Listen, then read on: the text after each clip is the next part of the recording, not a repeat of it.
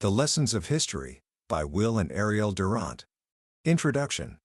Imagine for a moment that you could live for 5,000 years, not just exist, but truly live, with the ability to watch empires rise from the dust and crumble back into it, to see ideologies that once gripped millions with fervent passion fade into footnotes in a history book, to witness the slow, grinding change of human nature, or perhaps, the lack of it.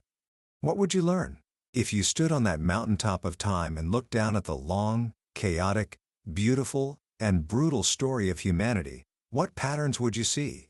Would it all look like a meaningless jumble of wars, inventions, and forgotten names? Or would a rhythm emerge, a kind of heartbeat to history itself? For over half a century, a remarkable husband and wife team, Will and Ariel Durant, dedicated their entire lives to that very question.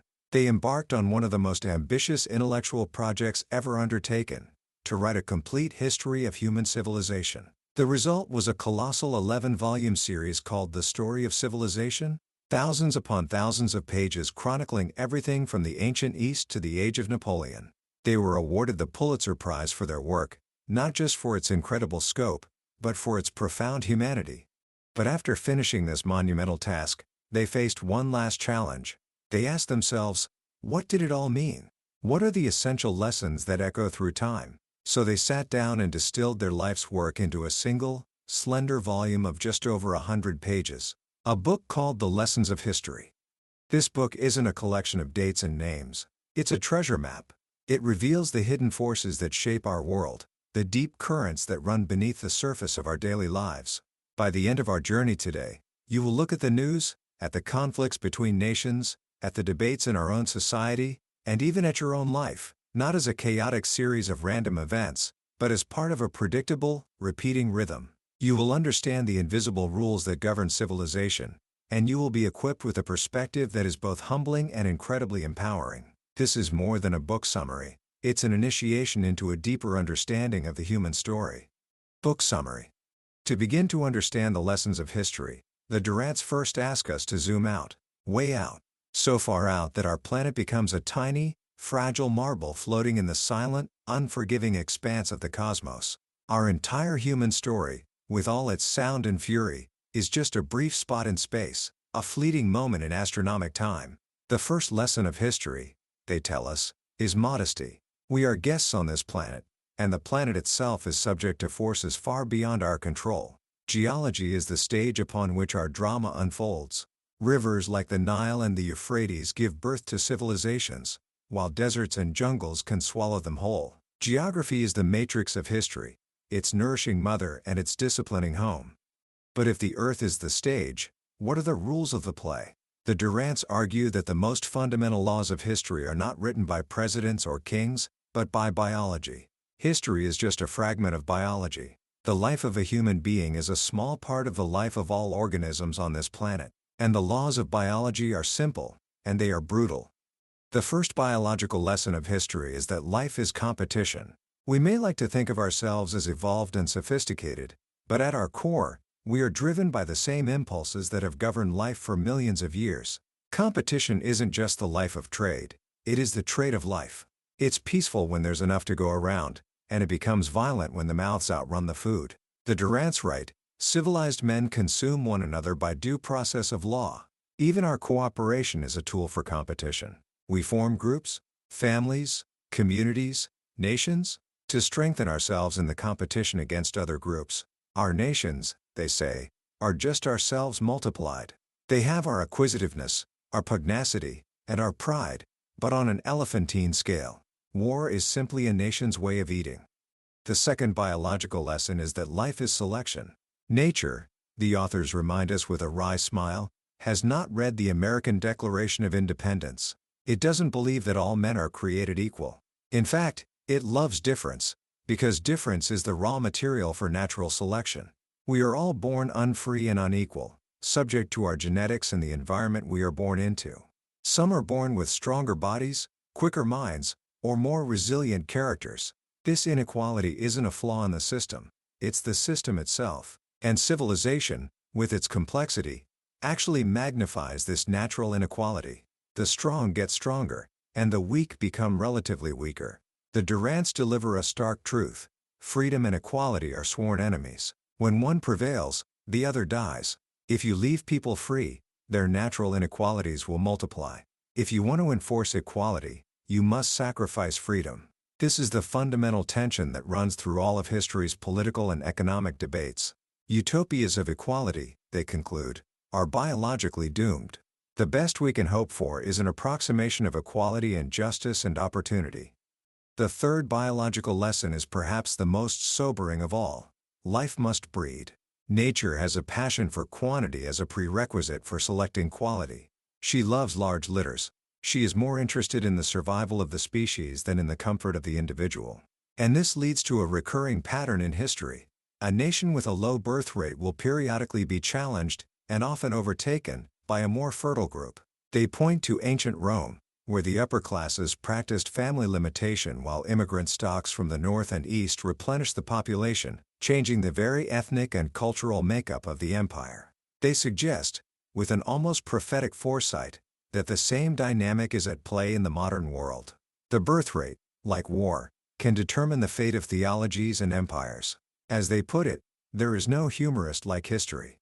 So, we have a competitive, unequal species, driven to multiply, living on a challenging planet. This is the raw material of history. But what about the things we build? The cultures? The morals? The governments? Let's start with the idea of race. The Durants tackle this head-on, examining the theories of writers like Gobineau, who argued that civilization was the product of a superior Aryan race. They trace how this idea was narrowed down to Teutons and then Nordics, eventually becoming the poisonous ideology that fueled the Second World War. After laying out these theories, the Durants dismantle them with the sheer weight of history. A Chinese scholar, they note, would point to the most enduring civilization in history, created by his people. A Mexican scholar would point to the magnificent cultures of the Mayans and Aztecs. A Hindu scholar would speak of the great Dravidic builders in southern India. History, they conclude, is colorblind. It can develop a civilization under almost any skin. The truth is, it's not the race that makes the civilization. It is the civilization that makes the people. Circumstances, geographical, economic, political, create a culture, and that culture shapes a human type. Civilization is a cooperative product, and nearly all peoples have contributed to it. What about our character? Has human nature itself changed over these thousands of years? The Durants' answer is a resounding no. The Greeks of Plato's time, they argue, behaved very much like modern people. The Romans behaved like the English. Our tools and technologies change dramatically, but our motives and our goals remain the same: to acquire, to love, to fight, to seek community, to raise a family. The poor have the same impulses as the rich, just with less opportunity to act on them. And nothing is clearer in history than the fact that successful rebels, once in power, adopt the very methods they use to condemn. Evolution in recorded history has been social, not biological. It proceeds through new ideas and innovations, which are then transmitted through imitation and education. This is where the great man enters the story. The hero, the genius, the innovator, they are not gods, but they are more than just effects of their time. They are formative forces. An idea from a single mind, a decision by a single leader, can change the course of history. But for every innovator, there is a vast majority of imitators. And for every radical proposing a new idea, there is a conservative resisting it. This tension, this push and pull between the old and the new, is the creative engine of social development. The conservative who resists change is just as valuable as the radical who proposes it. It is good that new ideas are challenged, tested by fire, before being accepted by the human race. This brings us to one of the most fascinating parts of the journey: morals. Where do our ideas of right and wrong come from? The Durants propose that moral codes are not divine revelations. They are practical rules that a society creates to ensure its survival and growth. And because of this, morals change as the economic conditions of a society change. They divide history into three great economic stages: hunting, agriculture, and industry. In the hunting stage, life was dangerous and uncertain. A man had to be ready to fight and kill. Greed was a virtue. When you caught your prey, you ate as much as you could, because you didn't know when your next meal would be. Pugnacity, brutality, and sexual readiness were advantages in the struggle for survival. Probably every vice, the Durants suggest, was once a virtue. Our sins may be the relics of our rise, not the stigmata of our fall. Then came the agricultural revolution. Everything changed. The new regime demanded new virtues. Industriousness became more important than bravery. Peace became more profitable than war. Thrift became more valuable than violence. The family became the central unit of production. Paternal authority was absolute. Children were economic assets, so large families were encouraged, and birth control was considered immoral. Chastity was essential for women, to avoid unprotected motherhood. This agricultural moral code, early marriage, strict monogamy, many children, was a stern one, but it produced some of the strongest characters in history and dominated Western civilization for centuries. Then, the Industrial Revolution swept it all away. Men, women, and children left the family farm to work as individuals in factories. The economic basis of the family crumbled. Marriage was delayed. The city provided every stimulus for sex but every discouragement for marriage. Women were emancipated, which meant they were industrialized, and contraceptives allowed them to separate intercourse from pregnancy. The authority of parents, the surveillance of the village, the support of religion, all began to fade. The old agricultural moral code began to die, leaving us in a state of moral transition, caught between a code that no longer fits our lives and a new one that has yet to be fully formed. This moral laxity, they observe, is often intensified by war. They draw a direct parallel between the periods after the great wars of antiquity, like the Peloponnesian War in Greece or the civil wars in Rome, and the period after the world wars in the 20th century. In both cases, you see a generation that has lost its economic and moral footing, a rise in cynicism, and a questioning of all old traditions.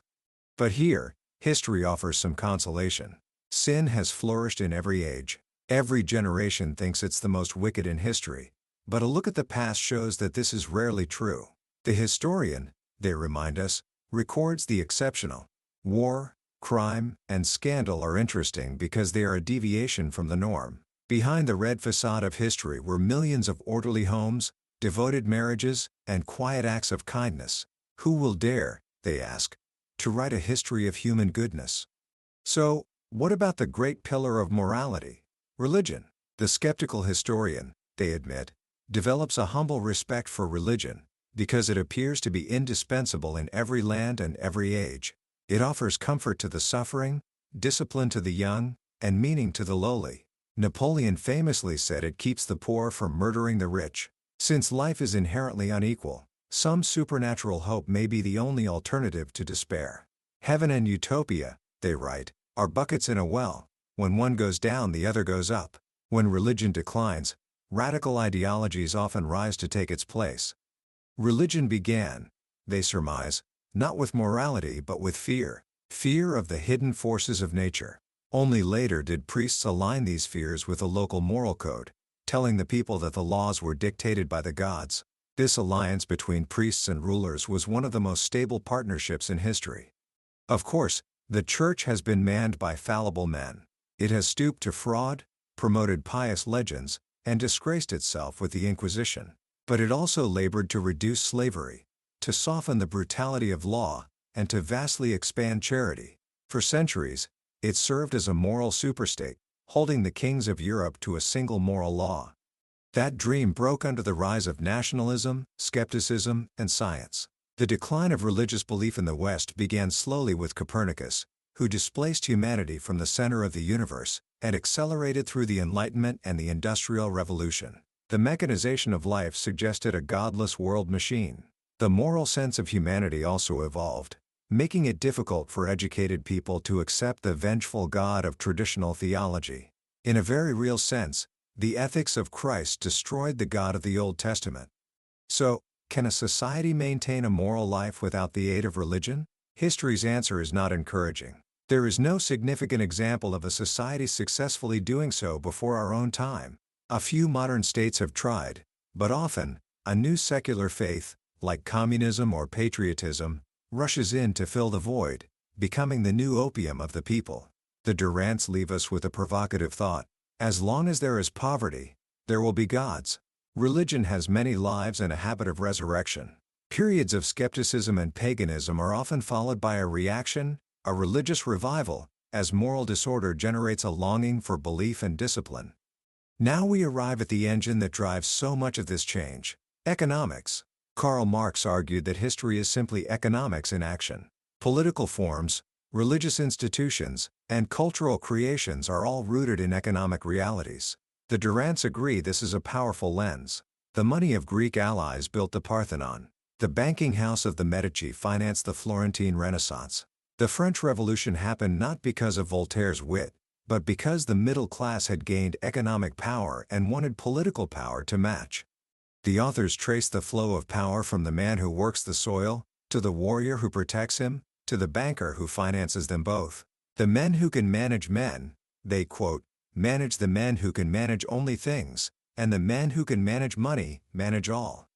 And this leads to the single most important economic lesson in the entire book. Because practical ability differs from person to person, the majority of abilities in any society is always concentrated in a minority of people. The concentration of wealth is a natural result of this concentration of ability.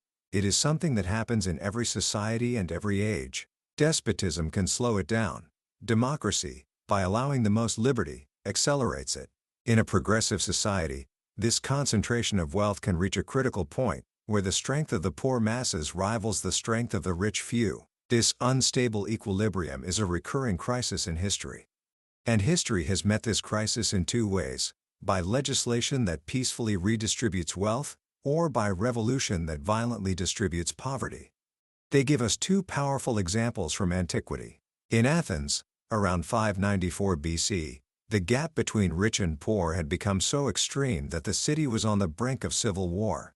But good sense prevailed. They elected a statesman named Solon, who devalued the currency to ease the burden on debtors, canceled many debts, ended imprisonment for debt, and established a graduated income tax where the rich paid at a rate 12 times that of the poor. The rich protested.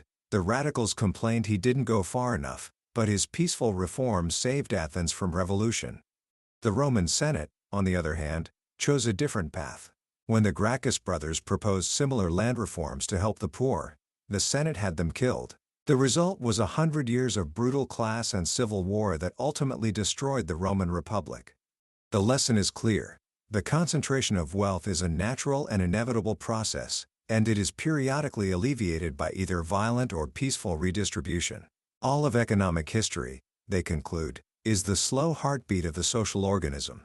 A vast systole and diastole of concentrating wealth and compulsive recirculation. This rhythm is also the story of socialism versus capitalism. Socialism is not a modern invention. The Durants show us socialist experiments in ancient Samaria, in Ptolemaic Egypt where the state controlled nearly all commerce, in Diocletian's Rome, in ancient China under several emperors, and most remarkably, in the Inca Empire of Peru, which was perhaps the longest-lasting socialist regime in history. In nearly every case, these experiments eventually failed, buckling under the weight of a bloated bureaucracy, public corruption, and the simple fact that when you remove the profit motive, people lose the incentive to work hard and innovate. The eternal choice, it seems, is between private plunder and public graft. But the story doesn't end there. In the modern world, we see a synthesis emerging. The fear of revolution has compelled capitalism to accept semi-socialist measures, like the welfare state and progressive taxation. And the failure to generate wealth has compelled socialism to restore individualistic motives to spur production. As the Durants wisely put it, the fear of capitalism has compelled socialism to widen freedom, and the fear of socialism has compelled capitalism to increase equality. This brings us to the forms of government we use to manage these conflicts. Monarchy, they say, is the most natural and has been the most prevalent form of government in history. Democracies, by contrast, have been hectic and brief interludes. But monarchy, especially when hereditary, is prone to stupidity and extravagance. Most governments, in reality, are oligarchies, ruled by a minority. A minority is simply easier to organize for action than a majority. So what about revolution? Does history justify it? The Durants are deeply skeptical. In most cases, the results achieved by a violent revolution would likely have come anyway through gradual economic development, without the bloodshed and chaos. To break sharply with the past is to court madness. The sanity of a group, like the sanity of an individual, lies in the continuity of its traditions. Violent revolutions don't so much redistribute wealth as destroy it. The only real revolution, they conclude, is in the enlightenment of the mind and the improvement of character. Democracy, they argue, is the most difficult of all forms of government because it requires the widest spread of intelligence, and we forgot to make ourselves intelligent when we made ourselves sovereign. Ignorance lends itself to manipulation by the forces that mold public opinion. They trace the decay of Athenian democracy, quoting Plato's chilling analysis of how democracy can devolve into chaos, class warfare, and moral degeneration, ultimately leading to a dictatorship that rises by promising order. They see a similar pattern in the fall of the Roman Republic. American democracy had a unique and fortunate start, with a heritage of law, abundant free land, and protective oceans. But many of those conditions are now gone. Economic freedom becomes more and more exceptional, making political freedom a consolatory pretense. The complexity of the modern economy puts a premium on superior ability, which naturally intensifies the concentration of wealth and power. Yet, for all its flaws, they conclude that democracy has done less harm and more good than any other form of government. It has broken down walls of privilege and, at its best, it strives to make access to education and opportunity more nearly equal. But there is one constant that looms over every form of government, every economic system, and every moral code, and that is war. War, they state plainly, is one of the constants of history. In the last 3,421 years of recorded history, only 268 have seen no war. It is the ultimate form of competition and natural selection. The causes of war are the same as the causes of competition among individuals: acquisitiveness, pugnacity, and pride. The state has our instincts, but without our restraints. An individual submits to laws because the state protects him, but the state itself acknowledges no higher authority. To illustrate this grim reality, the Durants create a powerful dialogue between a general and a philosopher. The general argues that war is the final arbiter. A long peace can fatally weaken a nation. A nation must be ready to defend its essential interests by any means necessary. The 10 Commandments must be silent when self-preservation is at stake. The philosopher answers with a plea for humanity. He begs us to challenge the 1,000 evil precedents of history, to apply the golden rule to nations.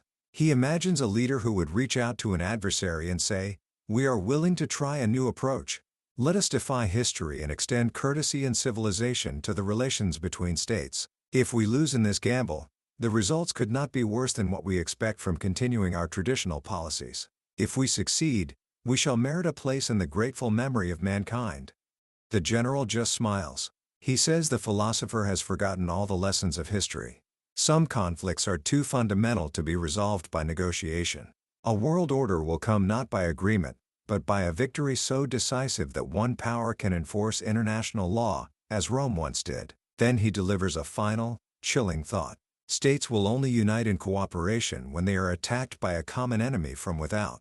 Perhaps, he muses, we will one day make contact with ambitious species on other planets. Then, and only then, will we of this earth truly be one.